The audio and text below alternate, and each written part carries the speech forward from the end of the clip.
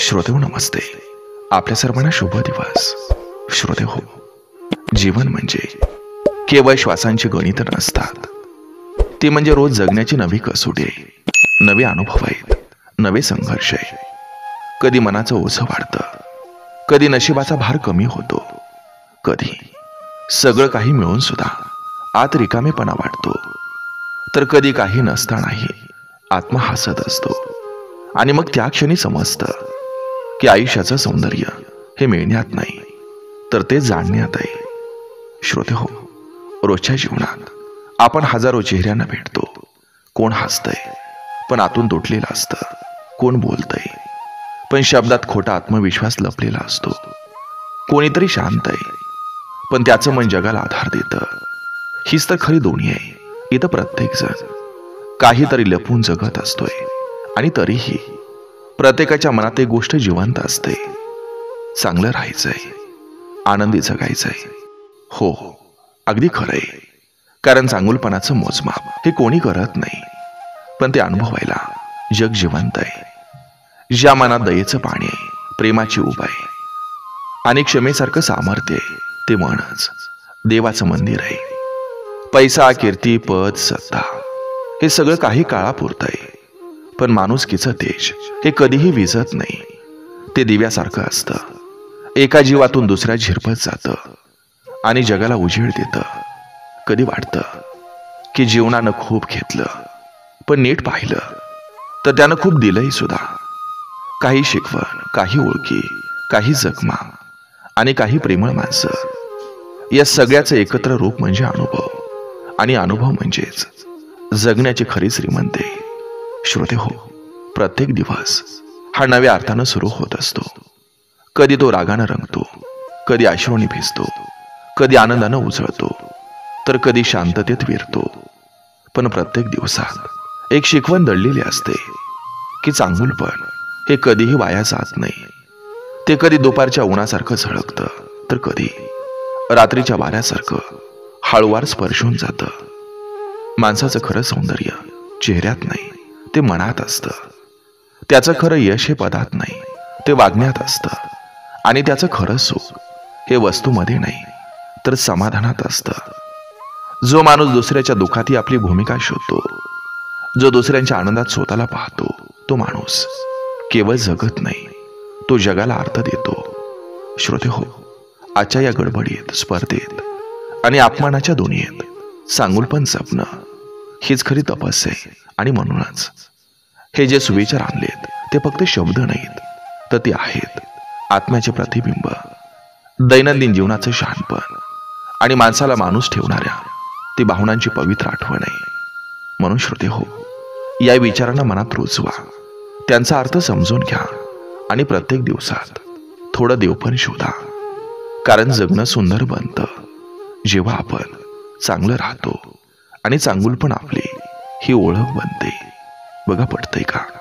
चला करूया सुरुवात सुंदर विचारांना, सुंदर सुविचारांना. जगात राहून देव शोधू नका, देवासारखं जगणं शिका.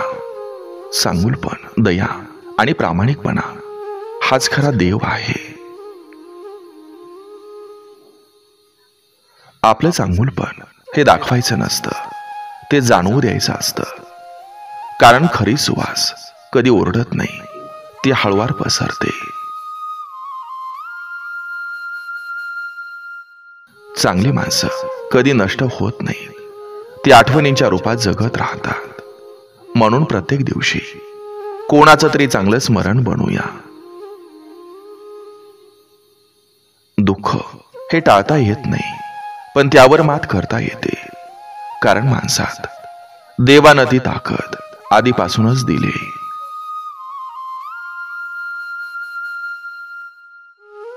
ज्याला स्वतःचं मन जिंकता आलं, त्याला जग जिंकायला वेळ लागत नाही. कारण मनावर नियंत्रण म्हणजे देवत्वाकडं पाऊल. देव प्रत्येकाचं ऐकतो, पण योग्य वेळ आल्यावरच उत्तर देतो. म्हणून संयम ठेवा. तो उशीर करतो, पण अन्याय नाही करत. जीवनात सगळं मिळवणं शक्य नाही, पण समाधान मात्र नेहमी शक्य असतं. जो समाधानी असतो तोच खरा विजेता असतो. नातं टिकवायचं असेल तर अहंकार गिळा आणि प्रेमानं बोला. नाती शब्दांनी जखमी होतात, पण प्रेमानं भरतात. आपण छोटा आहोत असं वाटतं, पण कुणाचं हसू बनलो की आपण मोठं होतो. कारण माणसाचं मोजमाप त्याच्या प्रेमात असतं. दररोज कुणाचं तरी चांगलं करा, कारण जगाला तुमच्यासारख्या चांगल्या लोकांची गरज आहे. चांगुलपणाचं बी पेरलं की फळ उशिरा का होईना पण नक्की येतं.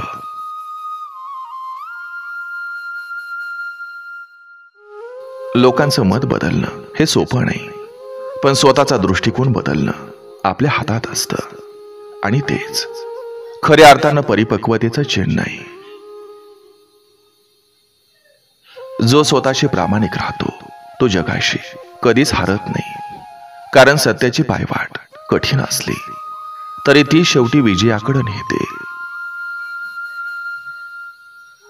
मनातलं चांगुलपण हेच माणसाचं सर्वात मोठं सौंदर्य असतं. चेहऱ्याचं सौंदर्य क्षणिक आहे, पण मनाचं सौंदर्य शाश्वत असतं.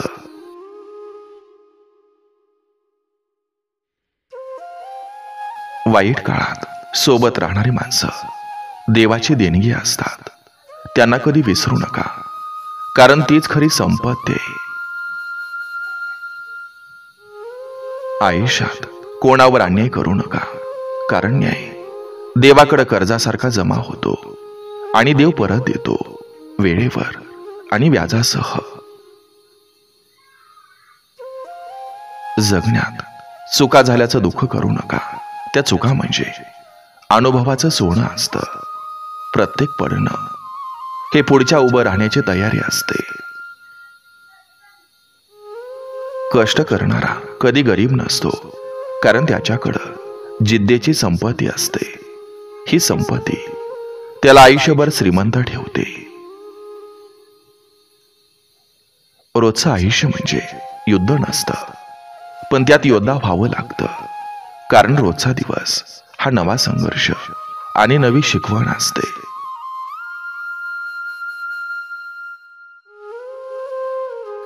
ज्याच्या मनात प्रेम असतं त्याला देव नेहमी जवळ असतो. कारण प्रेम म्हणजे देवाचं रूप आहे.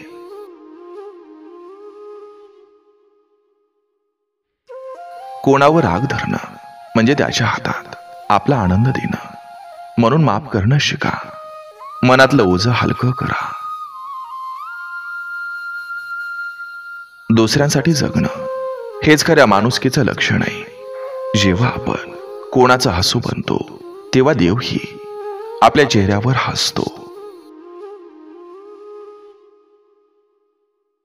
जीवनात काहीतरी हरवलं की देव काहीतरी चांगलं देतो. म्हणून गमावलं म्हणून दुःख करू नका. ते पुढचं सुख असतं.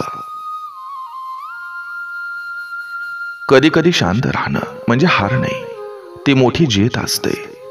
कारण शांत माणूस आपला आत्मा जिवंत ठेवतो.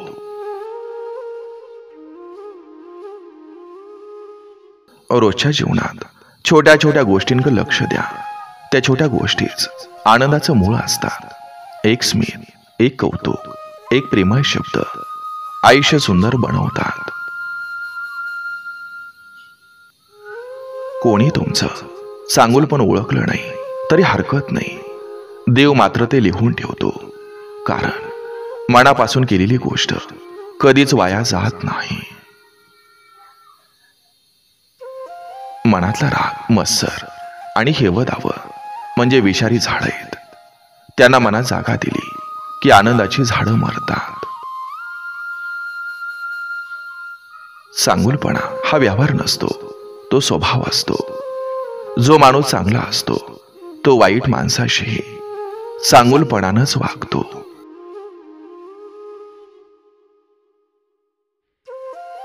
लोक तुम्हाला समजून घेतील ही अपेक्षा ठेवू नका. स्वतःला समजून घ्या.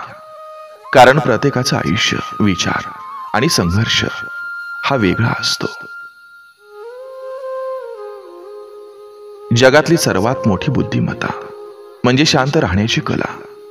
वादात जिंकणं सोपं आहे, पण न बोलता जिंकणं हा खरा संयम आहे. जीवनाची खरी श्रीमंती पैशात नसते, तर मनात असलेल्या समाधानात असते. दररोज काही ना काही हवं असतं, पण ज्या क्षणी आपल्याकडे जे आहे त्यात आनंद वाटू लागतो, त्या क्षणी आपण श्रीमंत होतो.